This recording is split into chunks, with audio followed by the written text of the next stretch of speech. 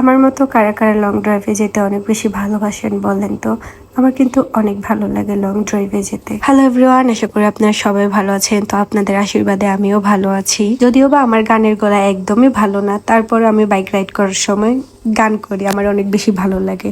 And এই যে আজকে গেছি আমাদের বাড়ির পাশে একটা রিসোর্টে, ওইখানে রাস্তার ধারে অনেক সুন্দর সুন্দর ফুল পাওয়া যায়।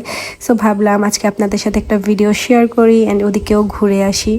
আর বললামই তো ভিডিওর ফার্স্টে, আমার লং ড্রাইভে যেতে অনেক বেশি ভালো লাগে, নিজেকে নিজের টাইম দিতে অনেক বেশি ভালো লাগে। যেহেতু আমাকে লং ড্রাইভে নেওয়ার মতো কেউ নাই, বাট আমি তো বাইক চালাইতে পারি, আমি তো নিজেকে নিজে নিতে পারি, তাই না? সো কেউ নাই তো কি হয়েছে। যাই হোক, আমি অনেক হ্যাপি যে দেখেন কি সুন্দর ফুল, এটা আমি কানে লাগাইছি, আমাকে কেমন লাগতেছে বলবেন। আর ওখানে আমি কিছু ছোট ছোট রিলস বানাইছি, মানে এত বেশি ভালো লাগতেছিল না, হালকা হালকা রোদ, মানে হালকা ঠান্ডা, অনেক জোশ ছিল। আর হ্যাঁ গাইস, আপনারা আমাকে অনেকেই বলেন আমি কেন খারাপ কমেন্টের উত্তর দিই। আপনারাই আমাকে বলেন যে একটা মানুষ কতক্ষণ খারাপ কমেন্ট দিতে পারে। আমি তো বিরক্ত হয়ে যাই ভাই মাঝে মাঝে। আমি আমার প্রত্যেকটা ভিডিওতে সবসময় বলি ভালো খারাপ সব জাতিতেই আছে। একজন খারাপ করছে বলে সবাইকে আমরা খারাপ বলতে পারি না। তারপরেও কিছু লোক এসে আজে বাজে কমেন্ট করে। যাই হোক, এগুলো বাদ দিই। এই ফুলটার নাম কি বলেন তো? এই ফুলটা এত বেশি কিউট। আই থিঙ্ক এই ফুলটাকে কাগজের ফুল বলে।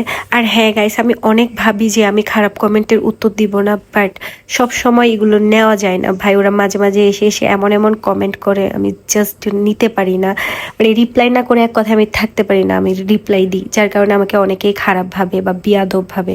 ভাবলে ভাবুক, তাতে আমার কোনো সমস্যা নেই। আমি কেমন আমি নিজে জানি। আর হ্যাঁ গাইস, আমি কখনোই আমার পেজের কমেন্ট চেক করি না, তাও মাঝে মাঝে ভিডিও আপলোড করলে চোখে পড়ে, যেগুলো চোখে পড়ে আমার খারাপ লাগে ওগুলোরই আমি রিপ্লাই ভিডিও বানাই। কারণ কিছু কিছু বাঙালি আছে, তারা আমাদের পুরা আদিবাসী মানে উপজাতিদের এত খারাপ চোখে দেখে, এত বাজে বাজে কমেন্ট করে। আমি সবার কথা বলতেছি না, সবাই দয়া করে গায়ে নিবেন না। কিছু কিছু বাঙালির কথা বলতেছি। ওই বললাম না, সব জাতিতেই ভালো খারাপ আছে। আপনাদের বাঙালিদের মধ্যে যেমন খারাপ আছে, তেমন আমাদের আদিবাসীদের মধ্যেও খারাপ আছে। আর আমি এমনও দেখছি, আমাকে অনেক বাঙালি কমেন্ট করছে আমি নাকি ঢাকায় গেলে, সমতলে গেলে বাঙালিদের সাথে ভালো ব্যবহার করি, পাহাড়ে আসলে খারাপ ব্যবহার করি। আমি সবসময় আমার ভিডিওতে বলি যে আমার সাথে যেমন ব্যবহার করবে আমি তার সাথে তেমন ব্যবহারই করব। যাই হোক, ইট মারলে তো পাটকেল খেতেই হবে। সো আমি অনেকক্ষণ ঘোরাঘুরি করার পরে দেখেন আমি বাসার দিকে রওনা দিয়ে দিছি। বাসার দিকে যাব, কারণ আজকে আমি ঢাকায় চলে যাব, ফ্যামিলিকে একটু টাইম দিতে হবে। তারপরে এই যে আমার কাজিনরা আসছিল দুপুরবেলা, আমি ওকে রেখেই বের হয়েছি। ও আমার সাথে যেতে চাইছে, বাট আমি নিই নাই, কারণ